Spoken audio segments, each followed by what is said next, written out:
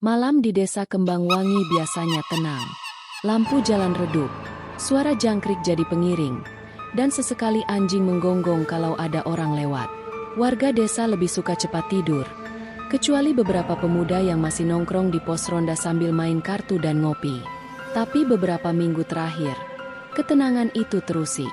Ada suara aneh yang sering terdengar di malam hari, tawa panjang seorang perempuan. Hehe. Awalnya orang-orang mengira itu cuma ulah iseng. Tapi makin lama, suara itu bukan hanya terdengar dari kejauhan. Kadang jelas banget di belakang rumah, kadang di atas atap. Bahkan ada yang bilang terdengar tepat di telinga mereka. Pak RT pernah jadi korbannya. Katanya dia dipanggil di tengah malam pas pulang ronda. Saat nengok, dia cuma lihat kucing hitam. Tapi begitu kucing itu lompat, suara tawa perempuan terdengar keras. Sejak itu, Pak RT nggak pernah mau jalan sendirian malam-malam. Anehnya lagi, pohon beringin tua di dekat pemakaman desa tiba-tiba jadi pusat perhatian. Banyak warga yang ngaku melihat sosok perempuan berambut panjang dengan baju putih berdiri di sana, menunduk, atau duduk sambil menyisir rambut. Semua cerita itu awalnya dianggap bumbu gosip malam. Tapi setelah seorang pemuda desa jatuh sakit misterius karena ketemu sosok tersebut, barulah warga mulai percaya ada sesuatu yang tidak beres. Dan begitulah, sebuah misteri lama yang selama ini terkubur kembali muncul ke permukaan. Di balik tawa lirih yang terdengar setiap malam Jumat, tersembunyi sebuah kisah lama tentang arwah yang belum tenang. Malam itu suasana desa Kembangwangi terasa lebih sunyi dari biasanya. Angin pelan berhembus, dedaunan pisang bergesekan, menambah suara kresek-kresek yang bikin bulu kuduk merinding kalau kebetulan lagi sendirian. Di pos ronda, beberapa pemuda nongkrong sambil main kartu. Ada Udin, Jono, dan Sarman. Kopi hitam panas mengepul di gelas, sementara rokok kretek menari di ujung bibir mereka. Din, katanya Pak RT kemarin lari-lari tengah malam gara-gara ada yang manggil dia ya? Tanya Jono sambil nyengir. Iya bener, hahaha, katanya dipanggil Pak RT TTT. Terus pas nengok cuma ada kucing. Begitu kucingnya lompat, langsung ada suara cewek ketawa. Gubrak, sandalnya copot. Sarman ikut nimbrung, ngakak keras. Udin menelan ludah. Jangan bercanda loh. Gue semalam juga denger suara aneh, kayak orang ketawa. Tapi jelas banget. Gue kira ada yang nonton lawakan. Tapi kok jam 2 pagi? Ketiganya mendadak diam. Angin berhembus lebih kencang. Lampu pos ronda yang redup sempat berkedip. Hihihi. Suara itu terdengar sayup-sayup dari arah pohon beringin tua, sekitar 50 meter dari pos ronda. Sarman refleks nyeletuk. Weh, jangan-jangan itu tantenya Udin yang belum pulang, ya? Tapi wajah Udin pucat. Ngawur lo, men. Itu suara dari arah kuburan. Bego. Mereka bertiga langsung diam lagi. Suara jangkrik yang tadinya nyaring, tiba-tiba lenyap. Hening. Seolah semua makhluk desa menahan napas. Jono memberanikan diri berdiri. Udahlah, paling orang iseng. Gue cek bentar. Dengan langkah berat, dia jalan ke arah pohon beringin. Senter kecil di tangannya bergetar karena dia juga sebenarnya takut. Ketika sampai di dekat pohon, Jono melihat sosok putih berdiri membelakanginya. Rambut panjang terurai, menjuntai sampai tanah. Sosok itu diam, seperti sedang menunduk. Mbak, ngapain malam-malam di sini? Suara Jono terbata. Sosok itu pelan-pelan menoleh. Wajahnya pucat, matanya merah menyala. Bibirnya tersenyum lebar. Hehehe. Jono teriak sekencang-kencangnya. Wah. Dia lari balik ke pos ronda, jatuh bangun, senter sampai kelempar. Udin dan Sarman kaget. Kenapa lo, John? NGG, gak ada orang. Din, ada cewek, rambut panjang, matanya merah, beneran kuntilanak. Mereka bertiga panik. Tanpa banyak omong, langsung kabur ninggalin pos ronda. Gelas kopi jatuh, kartu domino berantakan, rokok masih ngebul. Sepanjang jalan pulang, suara tawa itu terus mengikuti mereka. Hehehe. Dan anehnya, tawa itu bukan makin jauh, tapi justru terdengar makin dekat, seolah-olah ikut berlari di belakang mereka. Mereka bertiga berlari sekencang-kencangnya, seperti atlet lari dadakan yang dipaksa ikut lomba 100 meter. Udin paling depan, Sarman di tengah, dan Jono paling belakang karena masih gemetar. "Cepet, cepet, jangan nengok ke belakang," teriak Udin. "Gue udah gak bisa lari, kaki gue kayak kapas," jawab Jono setengah nangis. Suara tawa itu makin jelas. "Hehehe." Tapi anehnya, tawa itu kadang terdengar di kanan, kadang pindah ke kiri, lalu tiba-tiba dari atas pohon kelapa. Seolah-olah makhluk itu sengaja main petak umpet sama mereka. Sampai di pertigaan jalan desa, Udin mendadak berhenti. Jangan lewat sini. Kalau belok kiri, kita lewat kuburan," katanya panik. Sarman tambah stres. "Lah terus lewat mana? Masa balik lagi ke pos ronda? Ada kuntilanaknya di situ." Jono yang sudah pucat langsung nyeletuk. "Udah, mending kita sembunyi di rumah Bu RT aja. Rumahnya dekat, lampunya terang." Akhirnya mereka belok kanan. Nafas ngos-ngosan, keringat dingin bercucuran, tapi suara tawa itu tetap mengikuti. Di rumah Bu RT. Begitu sampai, mereka ngetok pintu rumah Bu RT keras-keras. "Tok, tok, tok. Bu RT, tolong." Bu RT keluar dengan muka kaget, pakai daster bunga-bunga dan rambut masih digelung. "Loh, ini kenapa rame-rame tengah malam kayak maling sapi?" tanyanya heran. Bu, ada." Jono belum selesai ngomong, tiba-tiba dari belakang terdengar lagi suara tawa panjang. "Hehe." Semua langsung terdiam. Lampu teras rumah Bu RT berkedip-kedip. Angin dingin berhembus dari arah jalan. Bu RT pucat seketika. Dia buru-buru membuka pintu lebih lebar. "Masuk, cepat masuk," katanya sambil nyuruh mereka bertiga ke dalam. Begitu pintu ditutup, suasana agak tenang. Mereka duduk di ruang tamu sambil masih ngos-ngosan. "Aduh, Bu, beneran ada kuntilanak. Tadi nongol di pohon beringin. Matanya merah, rambutnya kayak benang kusut." Udin cerita terbata-bata. Sarman nambahin, "Tapi rambutnya sih bagus, lebat. Kalau disalonin pasti cakep, Bu." "Weh, jangan ngomong gitu. Entar dia nongol beneran di sini," bentak Jono. Bu RT yang biasanya kalem mendadak ikut tegang. Dia meraih tasbih di meja. Komat kamit baca doa. "Ya Allah, semoga nggak ada apa-apa." Gangguan masih berlanjut. Tiba-tiba, suara ketukan terdengar di jendela ruang tamu. Tok, tok, tok. Semua mata langsung melotot. Perlahan, mereka melirik ke arah jendela. Ada bayangan perempuan berambut panjang lewat perlahan di balik kaca. Udin langsung teriak, "Astagfirullah, itu dia ah." Sarman refleks nutup mata pakai bantal. Jono malah pingsan di tempat. Mulutnya masih mangap. Bu RT hampir histeris, tapi berusaha tegar. Dia buru-buru matikan semua lampu rumah, lalu nyuruh mereka diam. Suasana jadi gelap gulita. Hanya cahaya bulan masuk lewat celah jendela. Suara ketukan itu makin keras. Tok, tok, tok. Lalu disusul tawa panjang. Hihe. Dan kali ini terdengar jelas banget. Seperti suara itu ada tepat di ruang tamu bersama mereka. Setelah malam mencekam itu, kabar tentang kuntilanak menyebar cepat ke seluruh desa Kembang Wangi. Orang-orang pada heboh. Ada yang takut, ada yang malah kepo. Tapi yang paling kena mental tentu saja si Udin. Karena sejak malam itu, dia merasa selalu diawasi. Malam pertama di rumah Udin, Udin mencoba tidur lebih awal. Biasanya dia hobi begadang main gitar. Tapi malam itu dia gelisah. Lampu kamarnya sengaja dibiarkan menyala terang. Kipas angin berputar pelan. Dan di meja kecil ada segelas kopi. Kebiasaan dia kalau susah tidur. Ah, paling cuma halusinasi. Gue cowok, masa kalah sama hantu? Gumamnya mencoba menenangkan diri. Tapi tepat jam 12 malam, saat Udin hampir terlelap, terdengar suara aneh dari luar jendela kamarnya. Krek, krek. Seperti ada yang menggaruk-garuk kaca. Udin merinding. Selimut ditarik sampai ke kepala. Beberapa detik hening. Lalu terdengar suara lirih perempuan. Din. Udin mendadak kaku. Itu jelas-jelas suara perempuan.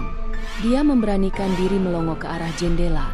Dan jret, ada wajah pucat dengan mata merah menempel di kaca. Rambut panjang terurai menutupi sebagian muka. Hehe. Udin sontak menjerit. Maaf. Gangguan semakin parah.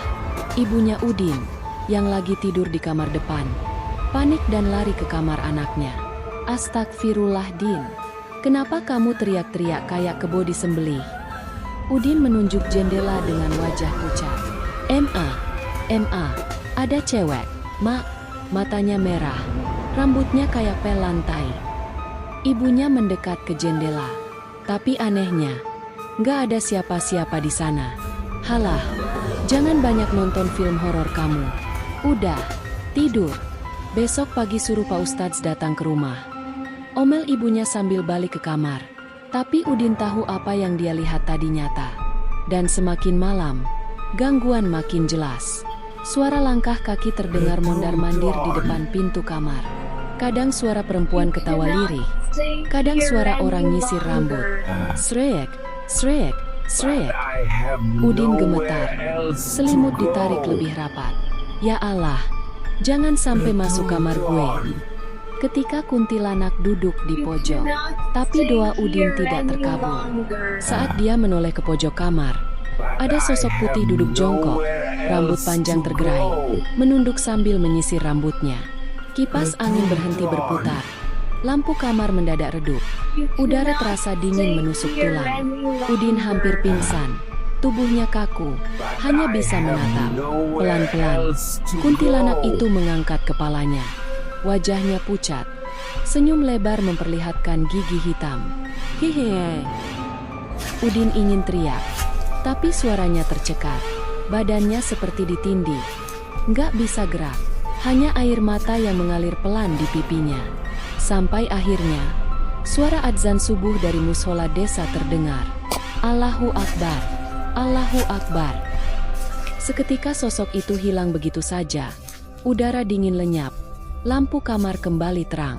Udin langsung bangun. Keringatnya bercucuran. Ya Allah, beneran dia masuk kamar gue. Katanya terbata. Esok harinya, pagi-pagi, wajah Udin pucat kayak orang habis begadang seminggu. Warga yang lihat malah ketawa. Din, lo kenapa? Masuk angin ya? Tanya Jono sambil nyengir. Masuk angin pala lo. Kuntilanaknya masuk kamar gue semalam.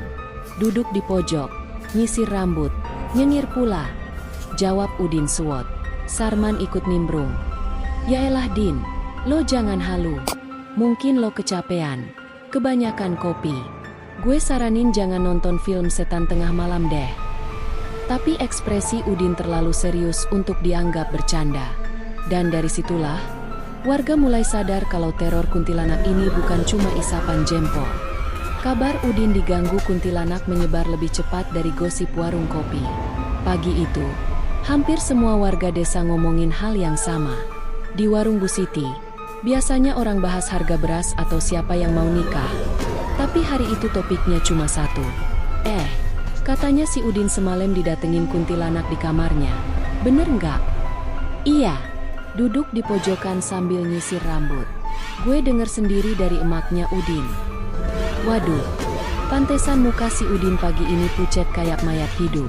Kirain dia kurang tidur gara-gara main Mobile Legends semaleman. Warga makin resah. Apalagi, bukan cuma Udin.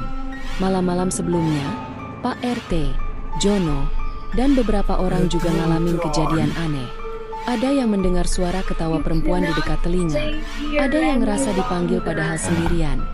Bahkan ada ibu-ibu yang melihat bayangan putih melayang di dapur. Akhirnya, diputuskan untuk bikin musyawarah darurat di balai desa. Musyawarah yang ricuh. Malam itu, balai desa penuh. Semua duduk melingkar.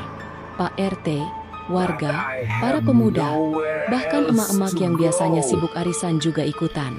Pak RT buka acara dengan wajah serius.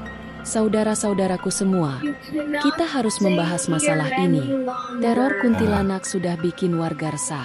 Malam-malam gak ada yang berani keluar rumah. Bahkan Ronda pun kabur ninggalin kopi. Ini kan bahaya. Warga pada angguk-angguk. Lalu ada suara dari belakang. Si Jono nyeletuk. Bahaya banget, Pak. Bayangin aja, kalau kuntilanak nongol di tengah sawah, terus kita lagi buang air kecil. Bisa salah semprot. Satu ruangan langsung pecah ketawa. Tapi Pak RT melotot. John, jangan bercanda. Ini serius. Suasana kembali hening. Pak RT melanjutkan. Kita perlu bantuan orang pintar. Saya usul panggil Mbah Joyo, dukun sepuh dari desa sebelah. Katanya beliau pernah ngusir genderuwo yang bikin kandang kambing hilang semalaman. Warga pada berbisik-bisik. Nama Mbah Joyo memang terkenal. Katanya dia sakti, tapi juga agak nyentrik. Suka ngomong ngawur, tapi manjur. Akhirnya semua setuju. Besoknya, utusan desa dikirim untuk menjemput Mbah Joyo. Kedatangan Mbah Joyo. Keesokan harinya, sebuah dokar, delman kecil, berhenti di depan balai desa.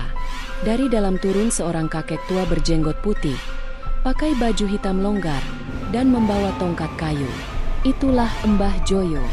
Warga langsung menyambut. Assalamualaikum, Mbah. Waalaikumsalam. Wahai rakyat desa Kembangwangi. Jawabnya dengan suara berat. Langkahnya pelan tapi mantap. Setiap kali tongkatnya menghentak tanah, seolah ada aura misterius yang keluar.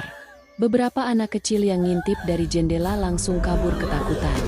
Tapi begitu Mbah Joyo buka mulut lagi, aura seram itu langsung agak hilang. Loh, sebelum kita mulai, ada kopi nggak? Kalau bisa yang pahit. Jangan terlalu manis. Gigi saya udah nggak kuat gula. Warga pada ngakak, tapi cepat-cepat menyiapkan kopi. Setelah menyeruput kopi hitam panas, Mbah Joyo mengangguk-angguk. Saya sudah dengar masalah kalian. Kuntilanak yang gentayangan ini bukan sembarangan. Arwahnya gelisah, minta perhatian. Makamnya tidak dirawat dengan benar, dan dia merasa terganggu. Warga saling pandang. Suasana mendadak serius lagi. Pak RT memberanikan diri bertanya. Jadi, apa yang harus kita lakukan, Mbah? Mbah Joyo memejamkan mata, lalu berkata pelan tapi tegas. Kita harus mencari makamnya. Kita harus tahu kenapa dia marah dan menenangkannya. Kalau tidak, terornya akan makin parah. Bukan cuma suara ketawa, tapi bisa ada yang celaka. Ruangan jadi sunyi. Angin malam masuk lewat jendela, membuat lampu gantung bergoyang. Tiba-tiba dari kejauhan, terdengar suara tawa panjang menggema. Hihihi. Semua warga merinding, menoleh keluar. Mbah Joyo hanya meneguk kopi dengan tenang. Ya, itu tandanya. Dia sudah tahu saya datang. Malam itu desa Kembangwangi terasa lebih gelap dari biasanya. Bulan tertutup awan, angin bertiup kencang, dan suara anjing menggonggong bersahut-sahutan. Warga berbondong-bondong menuju pohon beringin tua di dekat pemakaman, tempat kuntilanak sering menampakkan diri. Di depan barisan, berjalanlah Mbah Joyo dengan tongkat kayunya. Pak RT dan beberapa pemuda desa ikut mendampingi sambil membawa obor.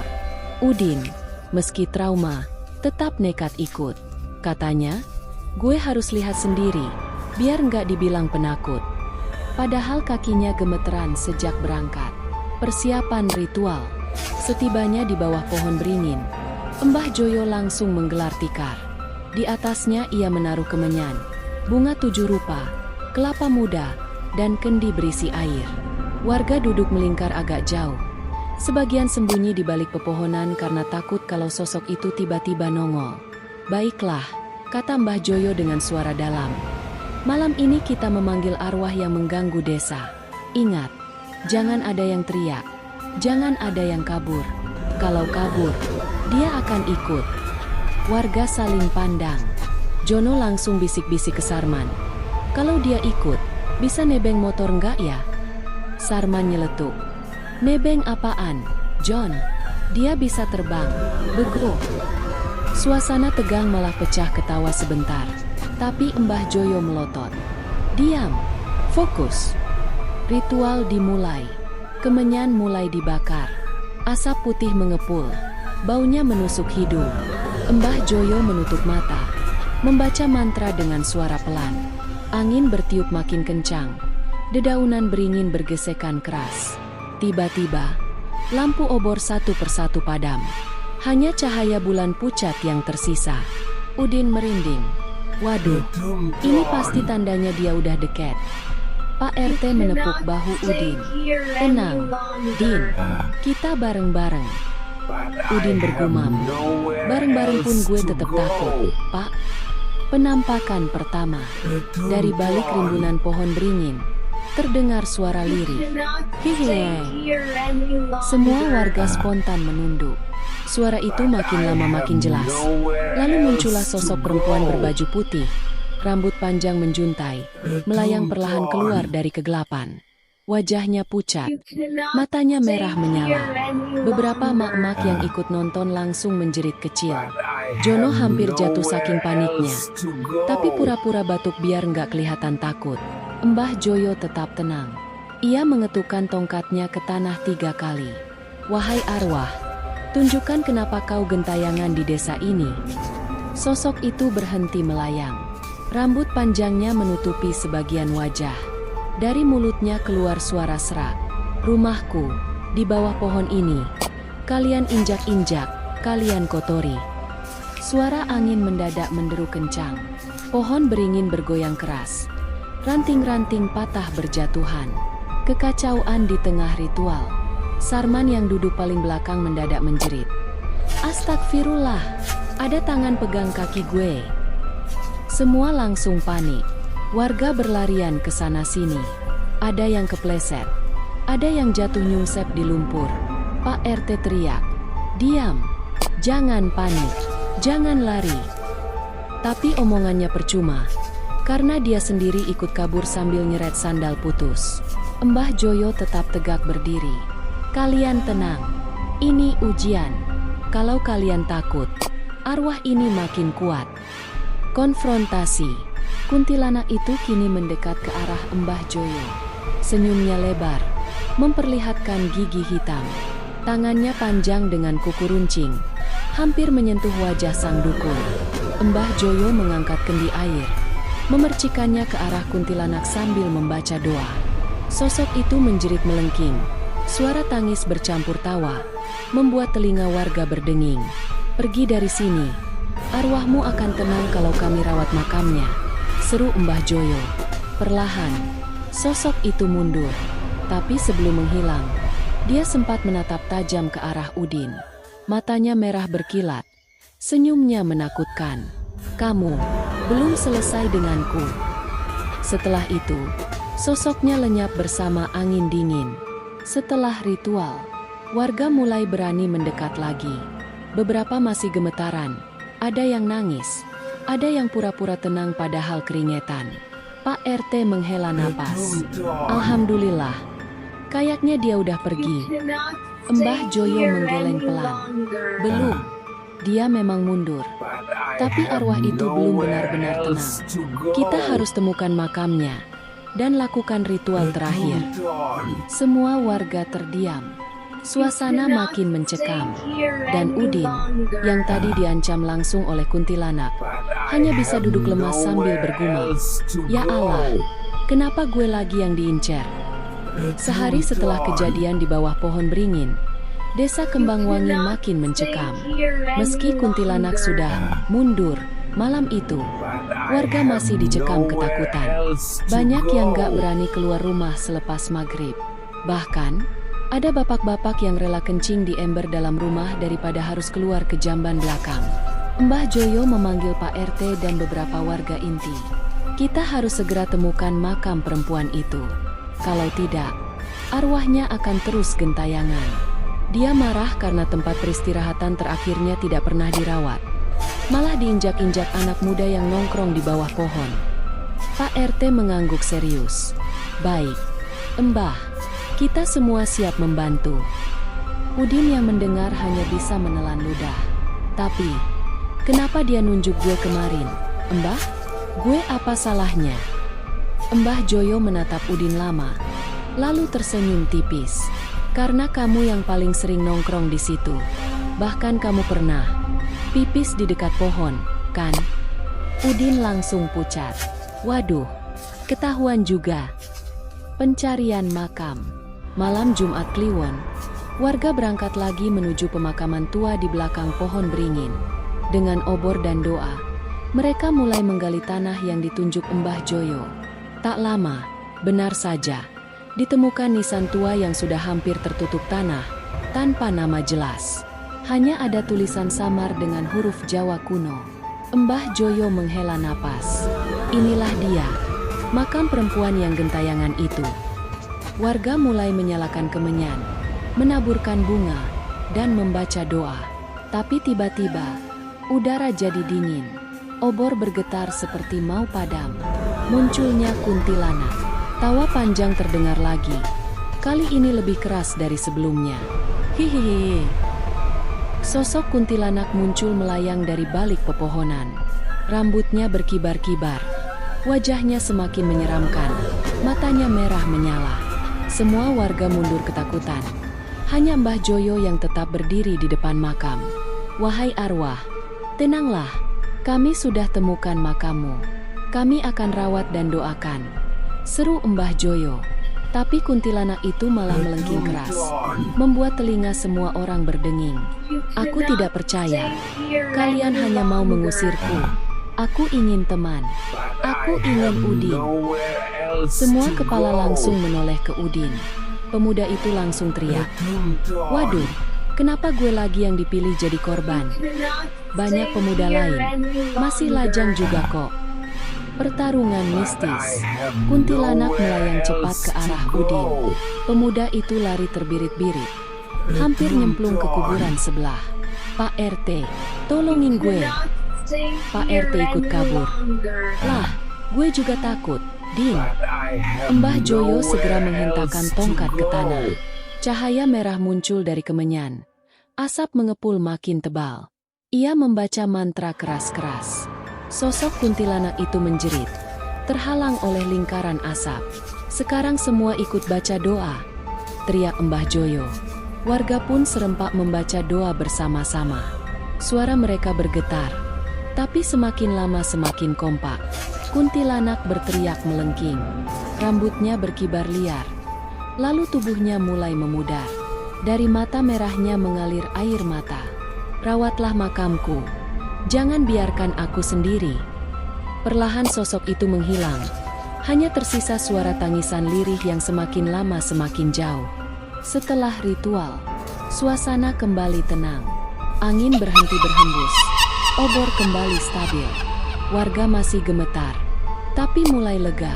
Mbah Joyo menancapkan tongkat di dekat makam. Mulai sekarang, makam ini harus dirawat, bersihkan, beri doa, dan jangan pernah lagi dijadikan tempat nongkrong. Pak RT langsung mengangguk. Siap, Mbah. Besok kita gotong royong bersihin makam ini.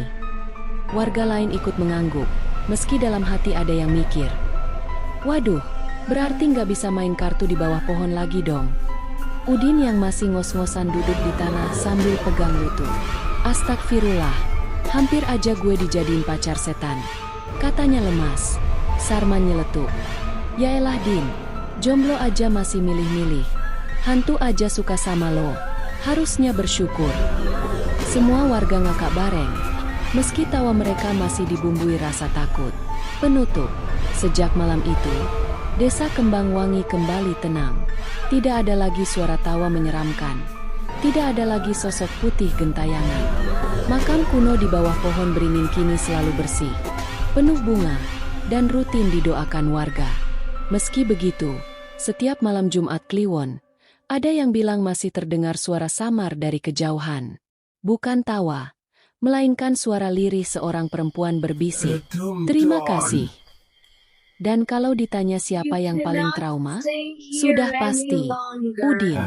Sampai sekarang, dia nggak berani tidur lampu mati.